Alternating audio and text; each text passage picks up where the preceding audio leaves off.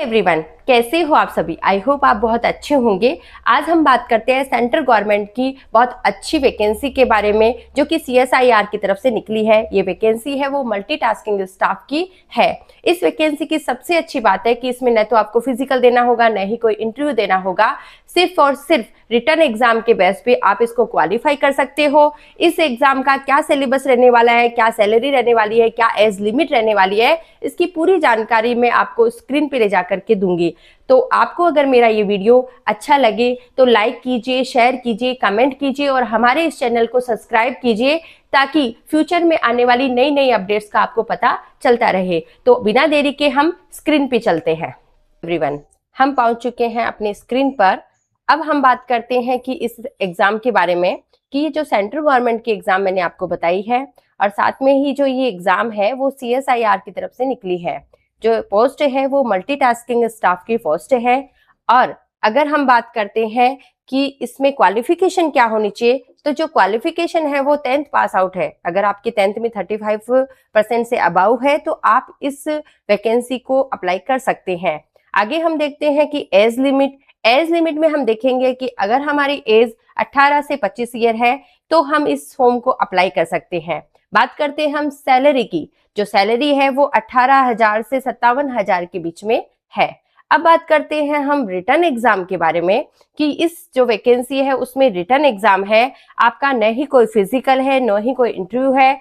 सिर्फ आप return exam के बेस पे इस वैकेंसी को क्वालिफाई कर सकते हैं। चलिए हम आगे बात करते हैं इस पोस्ट के बारे में। ये जो पोस्ट है वो मल्टीटास्किंग स्टाफ की पोस्ट है जो कि बहुत अच्छी पोस्ट है और 6 साल बाद में ये वैकेंसी हमें देखने को मिली है। आगे हम बात करते हैं क्वालिफिकेशन की। इसकी जो क्वालिफिकेशन है वो 10th पास आउट है। अगर आप 10th में 35% से अबाउ है तो भी इस वैकेंसी को आप अप्लाई कर सकते हो। आगे बात करते हैं हम इसमें एज लिमिट की कि अगर आपकी एज 18 से 25 साल की है तो आप इस वैकेंसी को अप्लाई कर सकते हो। साथ ही साथ इसमें आपको एज लिमिट का रिलैक्सेशन मिल गया है कि जैसे हम देखते हैं कि SC ST का अगर हमारा कैटेगरी है तो हमें 5 साल का रिलैक्सेशन मिला है। अगर हमारी कैटेगरी OBC की है तो 3 साल का रिलैक्सेशन है। और अगर हम PWBD की तरफ से हैं तो हमें 10 साल का रिलैक्सेशन मिलता है। अदरवाइज में भी हमें और भी रिलैक्सेशन मिलते हैं। आगे हम बात करते हैं इसके सिलेक्शन प्रोसेस की कि इस वैकेंसी की सिलेक्शन प्रोसेस क्या है। देखो कि इस जो वैकेंसी है उसका एक रिटन एग्जामिनेशन है जो कि एक ऑब्जेक्टिव टाइप होता है। साथ ही साथ इसमें जो दूसरा है आपका डॉक्यूमेंट वेरिफिकेशन है। आप पहले एग्जाम दो, एग्जाम है वो आपका रिटन बेस है, उसके बाद आप डॉक्यूमेंट वेरीफाई करो और उसके बाद आपका मेडिकल एग्जामिनेशन होगा। आगे हम बात करते हैं इसके पैटर्न की कि एग्जाम पैटर्न क्या रहने वाला है, क्योंकि सबसे ज्यादा टेंशन होती है कि हम वैकेंसी तो भरते हैं लेकिन सोचते हैं पता नहीं एग्जाम पैटर्न कैसा है।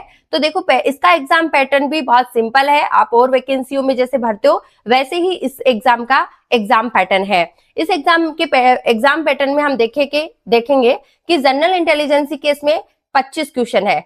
आप देखेंगे कि इसमें जो क्वेश्चन है वो प्रत्येक क्वेश्चन 3 नंबर का है। तो 25 क्वेश्चन अगर हमारे यहाँ होते हैं तो मार्क्स होंगे 75। ठीक है। आगे हम देखते हैं क्वांटिटेटिव एप्टीट्यूड के जो क्वेश्चन है वो 25 होंगे और इसके मार्क्स होंगे 75। आगे देखते हैं हम जनरल अवेयरनेस के जो क्वेश्चन है वो 50 क्वेश्चन होंगे और अगर प्रत्येक क्वेश्चन 3 नंबर का है तो हमारे क्वेश्चन होंगे 150 के। आगे देखते हैं इंग्लिश लैंग्वेज के भी हमारे 50 क्वेश्चन आएंगे। इस तरह से मार्क्स है 150। इस तरह से टोटल 150 क्वेश्चन होंगे और मार्क्स डिटेल है वो 450 होगी।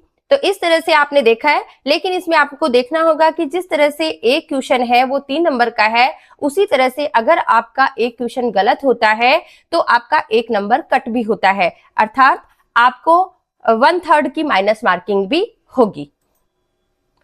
आगे हम देखते हैं एग्जाम डिटेल के बारे में कि एग्जाम डिटेल है वो OMR बेस्ड या कंप्यूटर बेस्ड टेस्ट होगा।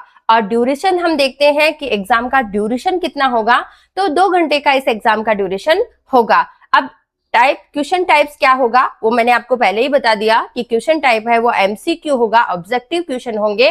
साथ में हम देखते हैं कि एग्जाम का मीडियम क्या होगा। मीडियम हिंदी और इंग्लिश दोनों हो सकता है। अगर कोई इंग्लिश रिलेटेड कोई क्वेश्चंस आते हैं तो वो इंग्लिश सेक्शन में ही होंगे। अगर हम मार्किंग देखते हैं तो मैंने पहले आपको बता दिया है कि मार्किंग है वो प्रत्येक क्वेश्चन है वो 3 नंबर का है, और अगर आपका कुछ भी माइनस होता है अर्थात क्वेश्चन गलत होता है तो 1/3 की नेगेटिव मार्किंग होगी। अर्थात आप ये मत सोचना कि इसमें नेगेटिव मार्किंग नहीं है, इसमें आपकी नेगेटिव मार्किंग भी है।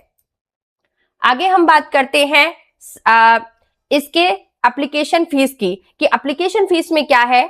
तो देखो, अगर आप जनरल, ओबीसी और ईडब्ल्यूएस के हैं तो आपकी एप्लीकेशन फीस है वो 500 रुपए लगेगी। लेकिन अदरवाइज अगर आप फीमेल है या फिर एसटी एससी या किसी भी कैटेगरी में आते हैं तो आपकी कोई भी फीस नहीं लगेगी, अर्थात आपको कुछ भी नहीं देना होगा। और ये जो वैकेंसी है वो ऑल इंडिया में आप कहीं पर भी अप्लाई कर सकते हो, मेल और फीमेल दोनों के लिए है, लेकिन फीमेल्स के लिए कोई फीस नहीं है। और जनरल कैटेगरी में अगर या ओबीसी में या ईडब्ल्यूएस में अगर मेल कैंडिडेट है तो उनके 500 रुपए इसमें लगेंगे। आगे हम बात करते हैं इंपॉर्टेंट डेट्स की, अर्थात आप देखते हैं कि एप्लीकेशन है वो स्टार्ट कब हुआ है। हमारे जो एप्लीकेशन है वो 5 मार्च 2026 से स्टार्ट हो चुके हैं और लास्ट डेट है वो 4 अप्रैल 2026 है। तो आपको इस तरह से पूरी जानकारी मिल गई होगी। आई होप आपको सब कुछ अच्छे से समझ में आया है। ये पीडीएफ है वो हमारे टेलीग्राम के चैनल पे आपको मिल जाएगी, और टेलीग्राम चैनल का जो लिंक है वो हमारे डिस्क्रिप्शन पे मिल जाएगा आपको। आई होप आपको सब कुछ अच्छे से समझ में आया होगा। अब हम बात करते हैं कि आप इसको बहुत अच्छे से अप्लाई कर लोगे, फिर भी आपको अप्लाई करने में कोई दिक्कत होती है, कोई परेशानी आती है, तो आप नियर वे के किसी भी ई मित्र वाले या कंप्यूटर ऑपरेटर से हेल्प लीजिए और इस फॉर्म को अप्लाई कर दीजिए। तो आप हमारे इस चैनल को सब्सक्राइब कीजिए ताकि आपको फ्यूचर में आने वाली नई नई अपडेट्स का पता चले। Thank you.